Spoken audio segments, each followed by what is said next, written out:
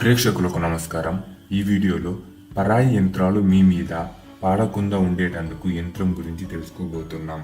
ఆదివారం రోజు రాగి రేకు మీద యంత్రాన్ని రాసి కొత్త నూలు చుట్టి సాంబ్రాణి పొగ వేసి బెల్లం నైవేద్యంగా ఇచ్చి శిరస్సు యందు కట్టుకుంటే పర యంత్రాలు మీ మీద పారవు. చాలా శక్తివంతంగా ఉంటారు, చాలా ఆరోగ్యంగా ఉంటారు. ధన్యవాదములు. పూర్తి విషయంలోకి వెళ్లే ముందు ప్రేక్షకులకు ఒక సూచన.